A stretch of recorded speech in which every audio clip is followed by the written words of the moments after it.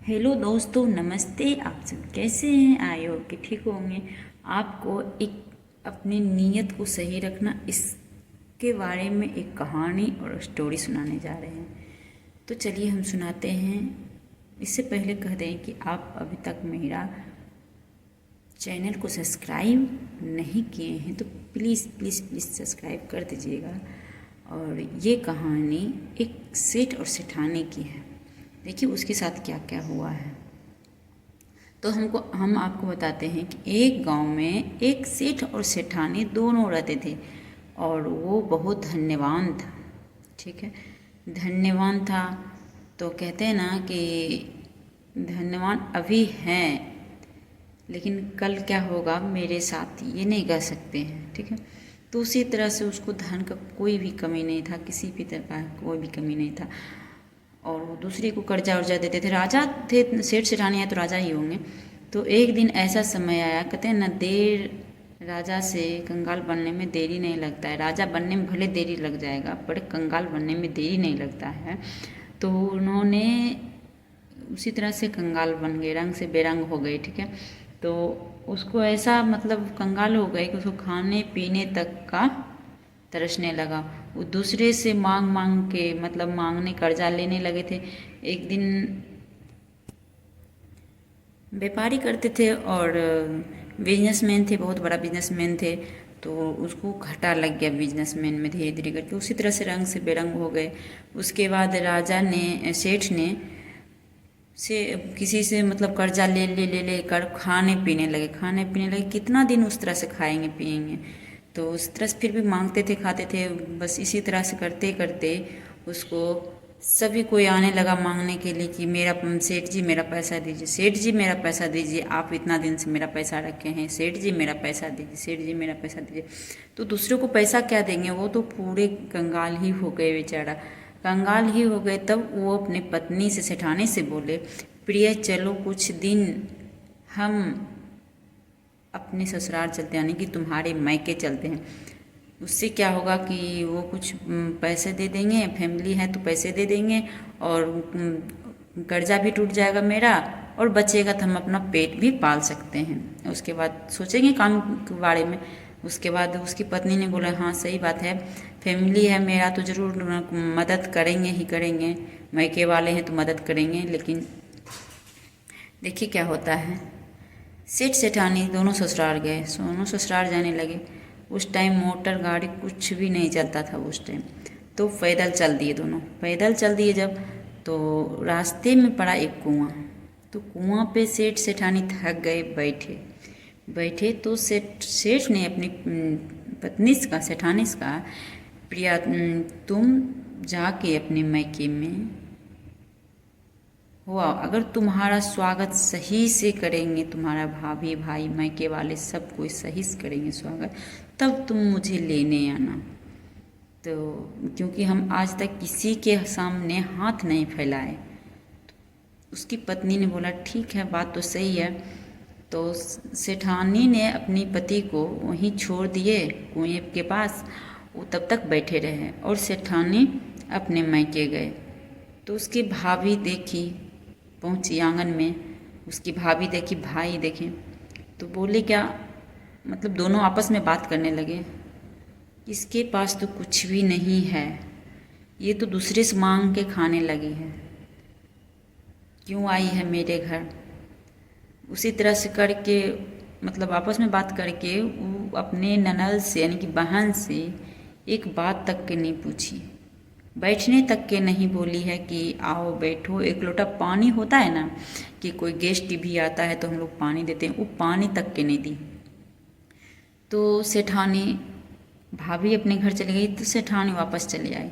वापस चली आई तो हुआ है क्या, सेठानी अपने पति से बोले कि मुझे पैसा कौड़ी देने की दूर की बात है, वो तुम मुझे देख के कुछ बोले तक के नहीं, बैठने तक के नहीं बोले।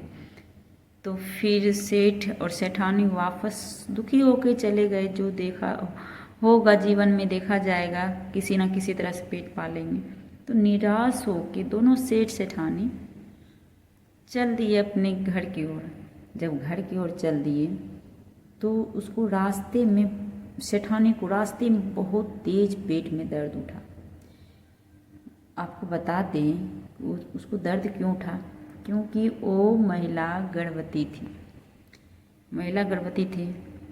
तो सेठानी ने अपने पति से बोला कि आप मुझे उठा करके, बलग में गन्ने का खेत था, गन्ने के खेत में ले चलिए। तो सेठ ने सेठानी को उठाया और गन्ने के खेत में, तो सेठानी को प्रसव तेजी होने लगा। तो सेठानी ने फिर अपने एक पुत्र को जन्म दिया।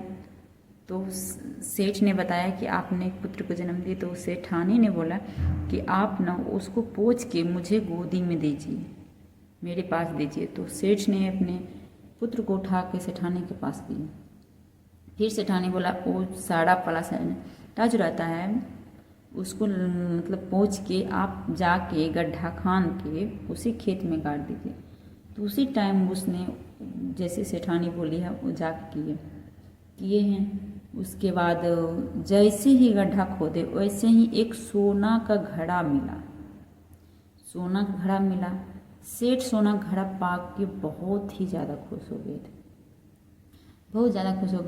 उसके बाद सेठानी के पास घड़ा लेकर आए। तो कहते हैं ना कि बच्चा को अगर भगवान जन्म देते हैं तो उसको खाना पीना के साथ ही भेजते हैं, ऐसे नहीं किसी पर भेज देते हैं। हम ही हैं, चाहे मेरे बच्चे हैं, चाहे आपका बच्चा है, किसी भी बच्चा है, अगर भगवान ने जन्म दिया है तो उसका व्यवस्था करके ही भेजे हैं, ऐसे नहीं भेजते हैं। इतना दिन से तो राजा सेठ सेठानी बहुत दुखी रहते, इतना दिन से क्यों ना उसको सोना घड़ा मिला, लेकिन आज देखिए पुत्र को जन्म देते ही उसको एक सोना घड़ा मिला। उन्होंने सोना का घड़ा ले करके अपने सेठानी और पुत्र के साथ वापस घर चलाए। उसके बाद उन्होंने सोना बेच के सभी का कर्जा तोड़ दिए और अच्छा खासा अपना बिजनेस खोल लिए फिर से। उसके बाद उसी तरह से आप दोनों से सेठानी रहने लगी। लेकिन कहते हैं ना गांव वाले सब सोचने लगे कि कल तक तो ये दूसरे के यहाँ मांगते थे, रातों रात अचानक इसको क्या हो गया है।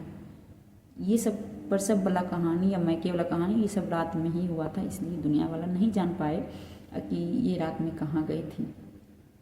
तो सोचने लगे क्या हो गया।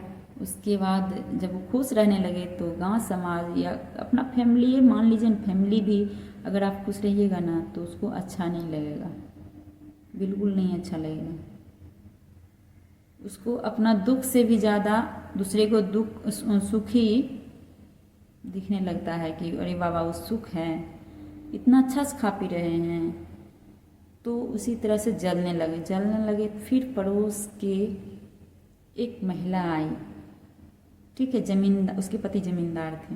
तो महिला आई तो बोली है कि दीदी आपने तो कल तक किसी से मांगते थे, आज अब क्या हो गया आपको, इतना धन कहाँ से आ गया। तो सेठानी भोली भाली थी। तो जितना भी उसके साथ काम हुआ है, उसके साथ घटना हुआ है, वो ने उस औरत को बता दी। उस औरत को जाके वो अपना पति से बोल दी, क्योंकि औरत है, औरत को पेट में तो पानी पचता नहीं है। जब पानी नहीं पचता है तो वो अपना पति को बता दी। तो पति और हुआ क्या समझो, बस जब जिस गन्ने खेत में वो पुत्र जन्म लिए हैं वो गन्ना खेत भी वही जमींदार का था। तो जमींदार ने अपने हस्बैंड वाइफ के साथ गए थे उससे मांगने, बोला कि ये मेरा सोना है, ये मेरे दादाजी ने खेत में गाड़ के रखे थे। तो नहीं दिए उस टाइम। उसके बाद नहीं दिए, फिर हुआ क्या किसे वो केस कर दिए। तो राजा के पास गए तो उन्होंने बोला कि ये इन्होंने मेरे दादाजी के गड़ा हुआ सोना घड़ा था, उन्होंने ये ले लिए, गन्ना खेत में था, अब ये मेरा होना चाहिए, क्योंकि वो खेत मेरा था इसलिए वो घड़ा मेरा होना चाहिए। लो तो नियत कितना बदल जाता है कि कुछ कह नहीं सकते हैं। तो राजा ने बड़ी सोच समझ की बात की है कि अगर इसका सोना है, इसका खेत का सोना है, बात सही है कि इसी का होना चाहिए, लेकिन इतना दिन से इसको क्यों नहीं मिला है। ये जमींदार खेत तो बुनते होंगे हर एक साल, इतना दिन से क्यों नहीं मिला है। आज ही पुत्र का जन्म लेते ही ये सोना घड़ा कैसे मिल गया। तो बड़ी सोच समझ के एक निर्णय लिए राजा, ये सोना का घड़ा तुम्हारे दादाजी ने रखे। क्यों रखे? ये चाहते तो तुम्हारे घर में रखते, तुमको देख जाते। ये दादाजी सोना का घड़ा इसलिए रखे अपना संपत्ति को गाड़ के कि हम जन्म लेंगे, उसके बाद देखिए अगर वो जन्म लिए हैं उसके साथ ही लिया था। मानिए कि आपका दादाजी जन्म लिए, आपका दादाजी जन्म लिए, दादाजी आपको नहीं चाहते थे कि वो सोना ये संपत्ति आपको मिले, इसीलिए दादाजी आपको नहीं दिए, तो इनको दिए। तो दादाजी खुद इनके घर में, सेठ सेठानी के घर में पैदा लिए। तो जब तक आप दादाजी ने जन्म बड़ा नहीं हो जाता, फिर उसके बाद राजा बोला था कि से जो सेठ सेठानी इसमें से पैसा खर्च किए हैं, सोना खर्च किए हैं, वो तो कर दिए, जो बाकी बचा है वो जमा कर दीजिए थाने में। जब तक न दादाजी बड़ा होते हैं तब तक ये संपत्ति किसी को नहीं मिलेगा।